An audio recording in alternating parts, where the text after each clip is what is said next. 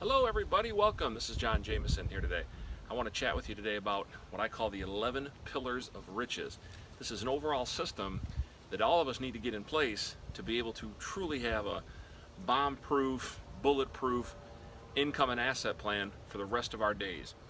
Now when I talk about the 11 pillars of riches, there's a few different things to think of. First of all, there's the 7 gears of wealth. What are the 7 gears? I call them gears because they have to work together. If these gears work together, they can operate a money system for generations to come. If they don't work together and a couple of them seize up and they're not working properly, it can mess up the whole works. All right. So let's talk about the 7 gears first. Then we're going to talk about the 4 wealth trains. What are the 7 gears? The first gear we need to understand is income. Do we have enough income to live our lives? It's hard to worry about building wealth, getting ahead, if we're worried about paying the rent, paying the mortgage payment, paying the gas bill. So if we don't have enough income in our lives, we need to do something that's called a side hustle until it can become your full-time hustle and make the kind of income that you need to make to at least pay your bills and be able to move along a little ahead. That's just the bare minimum of what we want to do. You can do so much more than that, but you got to be able to pay the bills first. That's the first gear. Second gear is called investments. Now inside of that gear, there's all kinds of different things we can put our money in. Basically, an investment is anything that can make money or anything that can lose money. That's it. That's what an investment is. So stocks, bonds, real estate, mutual funds, private equities, gold, silver, you name it. All of them, those are considered investments. All right. The third gear is cash. Now, the average advisor will tell you, well, you want to have cash on hand for emergencies. And that's true.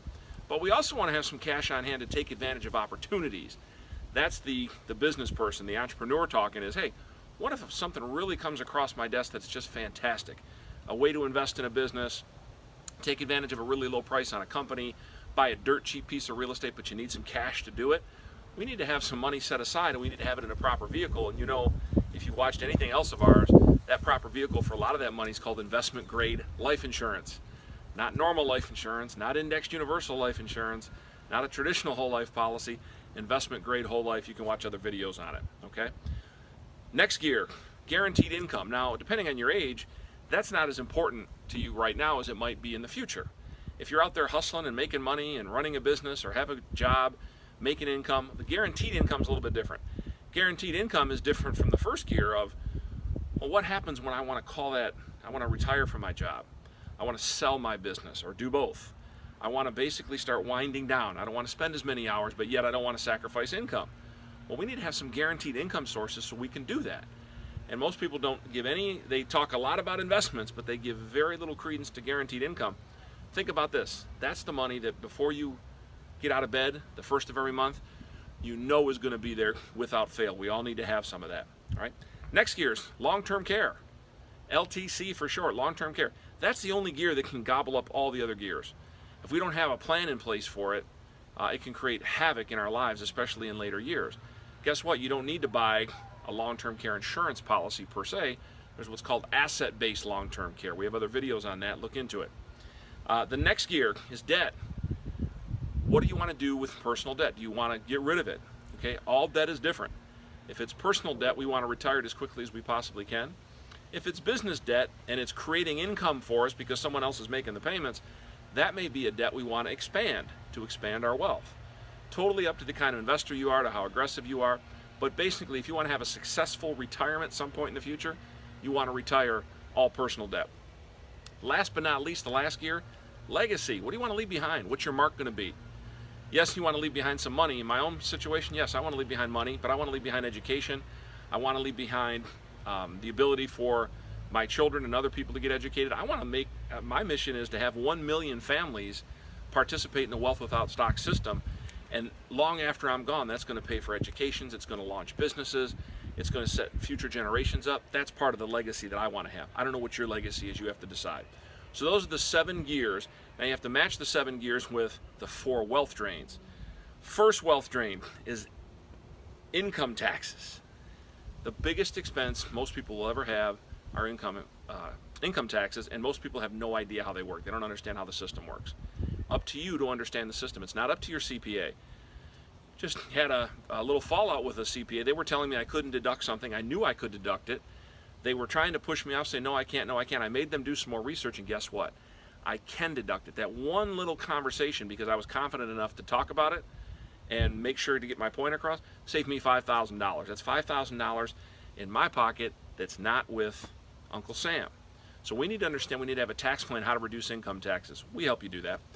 Number two, interest and fees paid to banks. Add up all the money you've paid to banks over your lifetime, all the interest you've paid on everything. It's a ton of money. It's more than most people are ever going to put away for retirement. We need to understand how to become the bank, not pay the bank. All right, so that's the second wealth drain. And there's answers to all of these. There's answers to the wealth drains. There's answers to the 7 gears of riches. Third thing we need to worry about, third wealth drain, is market losses. Think, well, how much more money would you have today if you'd never lost any money inside the stock market? If you never lost any money when real estate went down? If you never lost any money, how much more would you be worth today? We'd all be worth a lot more. It's not preordained you have to lose money. Certainly not preordained you have to lose a lot of money. There's different ways to structure yourself to know that even when things tank, you're going to be taken care of, and you're still going to have all kinds of money and all kinds of income to be able to do what you want to do. Last wealth drain is something that almost nobody talks about. It's depreciation. Think about the cars that you had. Think about a $25,000 car you have for 5 years. What's it worth after 5 years? $5,000? Maybe? That's $20,000 loss to you and your family. One car. You probably have two. You might have three. So over 5 years, you could be losing $60,000, $70,000 over a 5-year time frame.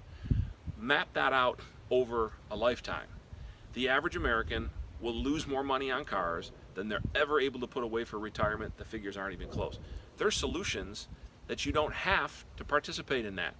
You don't have to take depreciation. That's just on cars, folks. What about all the personal stuff we buy? You name it, computers, business equipment, furniture, it all goes down in value. So who said that we have to lose money on depreciation? Thanks for stopping by today. We're going to have a lot more lessons. Hope you enjoyed the atmosphere. I love speaking out here as opposed to in an office. In the lower right-hand corner of the video, subscribe to the YouTube channel.